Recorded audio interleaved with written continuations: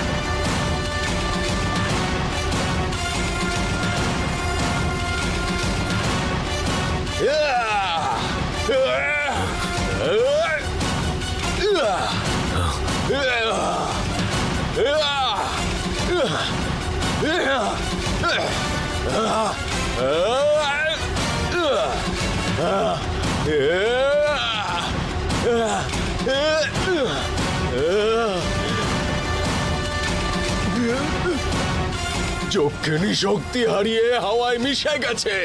না, এটা হতে পারে না।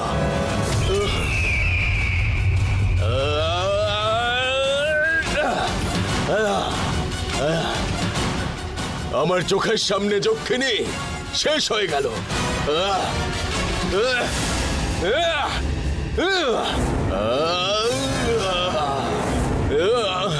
শিবানী, তোকে আমি ছাড়বো না কিছুতেই। দেখিস, তোকে আমি শেষ করে দেব।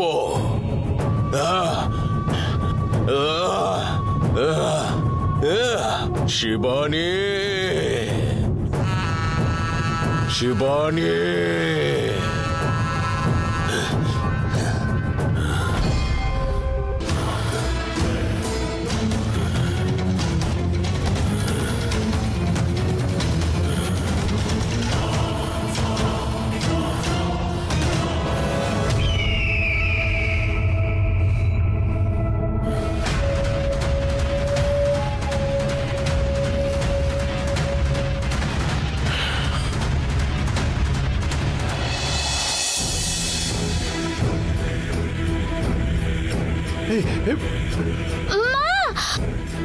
শিবানী,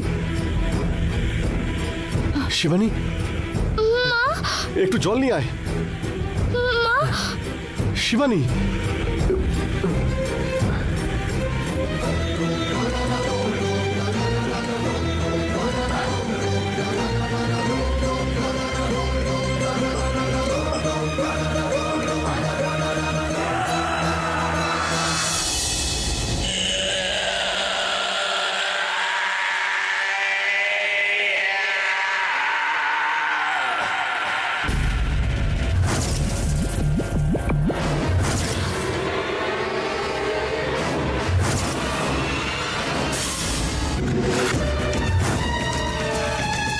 কবে যাচ্ছ তাহলে?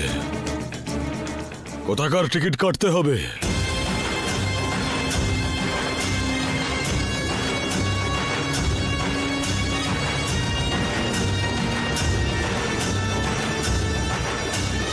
ওই শিবানীকে শেষ না করা অবধি তুমি আমাকে ঘর ধাক্কা দিয়ে ঘর থেকে বের করে দিলেও আমি যাব না।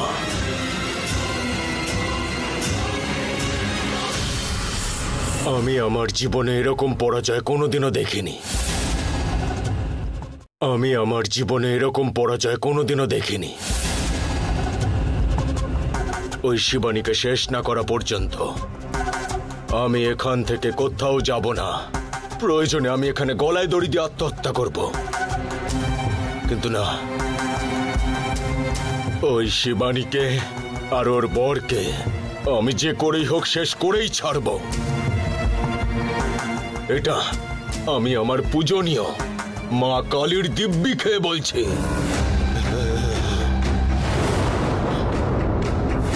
ভাষণ তো খুব ভালোই দিতে পারো তুমি, কিন্তু কোনো কাজের হয় না সেগুলো। বিল্ড আপ যতটা ভালো, গল্পের বাঁধনই ততটা নয়।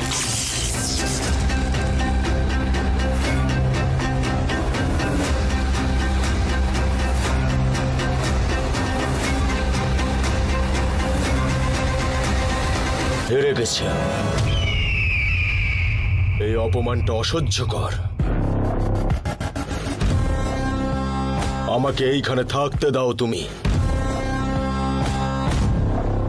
যতদিন না পর্যন্ত আমি আমার কাজ শেষ করছি ততদিন তোমার দেওয়া এক টুকরো খাবারও আমি খাবো না, আর তোমার জলও আমি স্পর্শ করব না। আমার না একটা পলিসি আছে,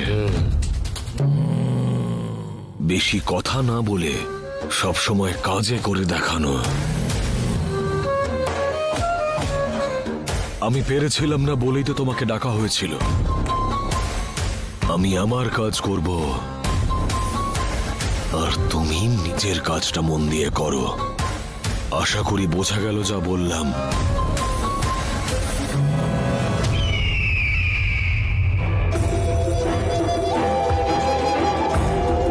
তুমি যতটা ভাবছো শিবানীকে অতটাও সহজ ভাবা ঠিক নয়। ব্যাপারটা অতটাও সহজ নয়। ওকে আমি ভীষণ সহজভাবে নিয়েছিলাম।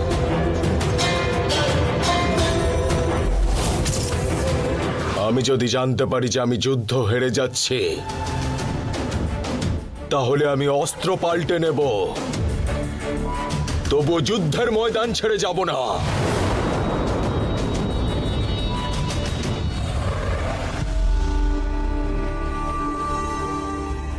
আমার যা করার আমি তা করছি। এবার তুমি যা প্রতিশ্রুতি দিয়েছিলে সেই মতো কাজ করো।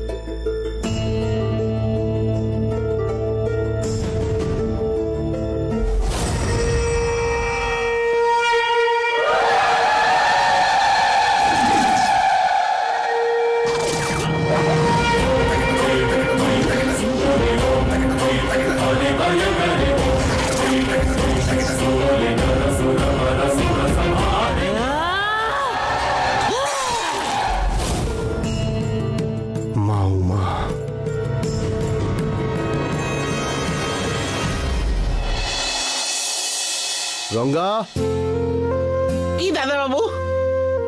কি ব্যাপার? বাড়িতে কাউকে দেখতে পাচ্ছি না। দিদি তো মন্দিরে গেছেন আর বলে গেছেন রেডি হয়ে থাকতে বাড়ি যাওয়ার জন্য। আমি তো রেডিই আছি। হ্যাঁ তাই তো। আপনাকে জল খাবার দেব? না, খাবো না।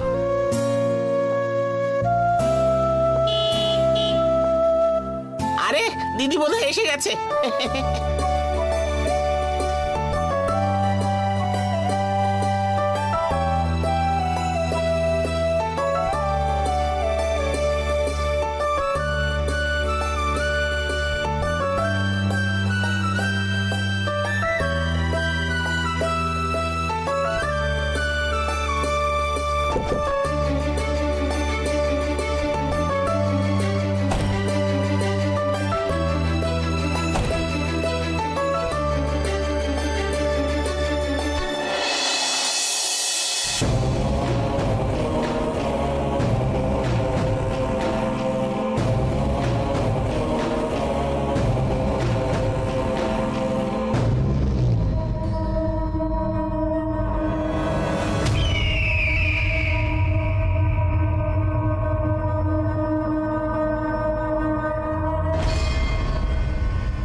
বাবা,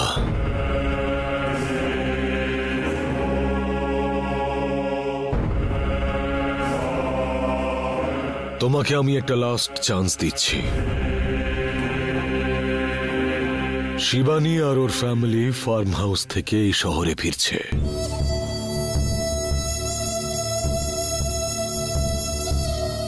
রাস্তায় কিছু করা যায় কিনা দেখো।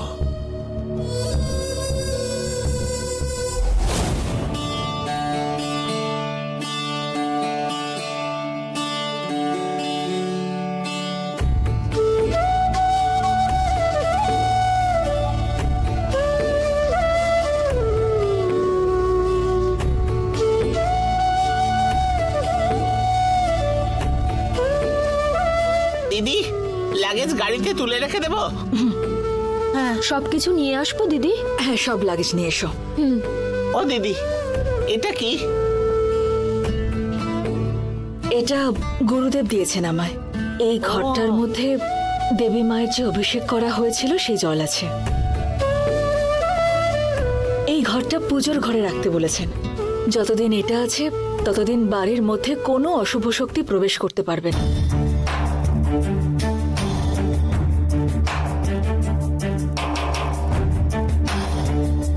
যাও তোমরা, লাগেজগুলো নিয়ে এসো এবার। ঠিক আছে দিদি।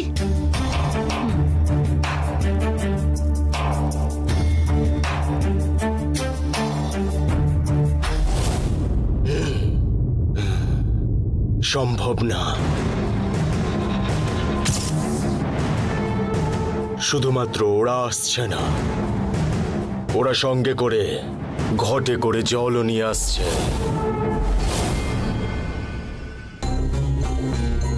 ওই জলটা কোনো সামান্য জল নয়, কিন্তু ওই দেবীর অভিষেক করা মন্ত্রপুত জল ওটা।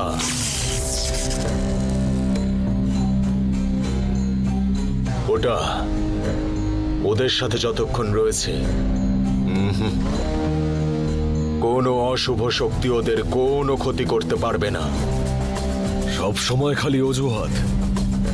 এরকম একটা সুযোগ আর পাওয়া যাবে না। ফেরার পথে যদি কোনোভাবে একটা অ্যাক্সিডেন্ট হয় তাহলে সবাই শেষ হয়ে যাবে, আর রাস্তায় কোনো কেসও হবে না। আর যদি ওই কারণে কোনো রকম কেসও হয় তাহলে আমি সামলে নেব। এক্ষুনি আমি আমার লোককে ফোন করছি। এক মিনিট, দয়া করে ওদের ফোন করো না।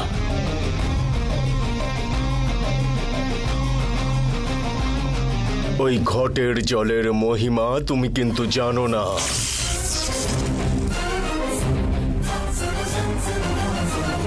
তোমারই কিন্তু সমস্যা হয়ে যাবে। এই বিষয়টা আমার উপর ছেড়ে দাও। ওই ঘটের জল ওদের থেকে দূরে সরে যাবে, চিন্তা নেই।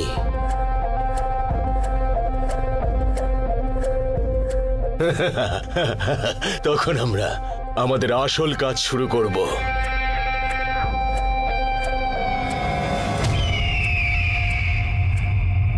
আমার কথা বিশ্বাস করো, চিন্তা করো না। এই বিষয়ে আমি কাউকে বিশ্বাস করব না। আপনি সামান্য টাকার জন্য শিবানীকে শেষ করবেন বলে ভেবেছেন, কিন্তু আমার কিছু পার্সোনাল রিজনস আছে। এই কাজটা আমি নিজের হাতেই করব।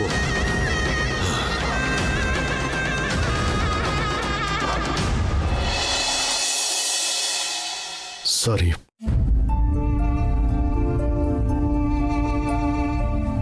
আমি ঠাকুরকে নিয়ে অনেক আজে বাজে কথা বলেছি।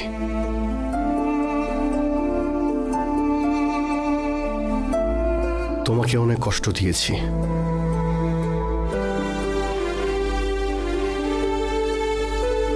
যেমন অশুভ শক্তি আছে তেমন ঠাকুরও আছে, আমি এটা বিশ্বাস করিনি।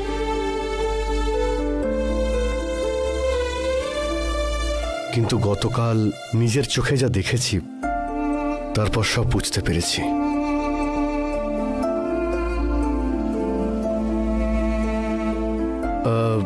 তোমার শরীর ঠিক আছে তো? হ্যাঁ, আমি ঠিক আছি এখন।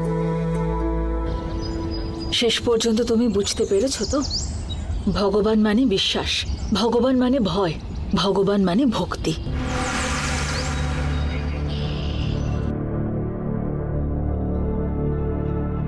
বুঝলেই ভালো।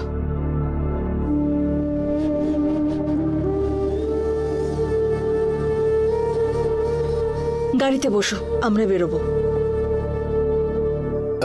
হ্যাঁ, 1 মিনিট, আমি আসছি।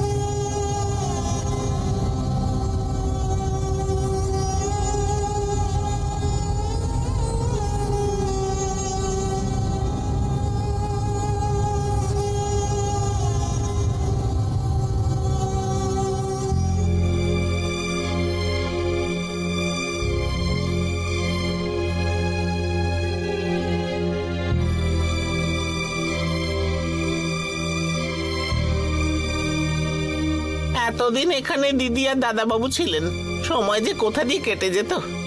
এরপর থেকে তো আমাদের বড্ড মন খারাপ লাগবে। হ্যাঁ গো,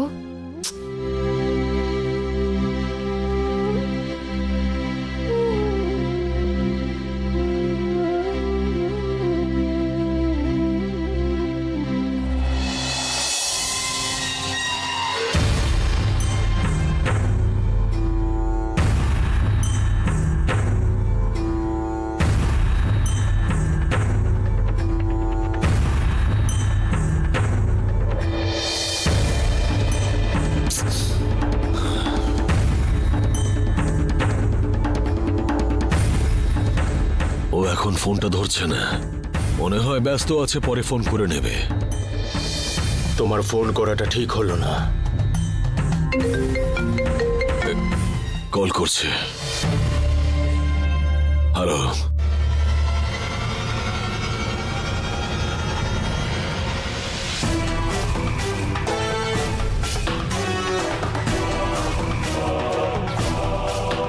তাই নাকি? কোথায়? আচ্ছা, ঠিক আছে। কি হয়েছে? যখন কল করেছিলাম, আমার বন্ধুর গাড়িটাকে কোনো একটা লরি এসে ধাক্কা মেরেছে, আর ওখানে যে লোকাল লোকরা ছিল, লাস্ট ডায়ালড কল নাম্বার দেখে আমাকে কল করেছে আর বলেছে ওর বাড়িতে ইনফর্ম করতে।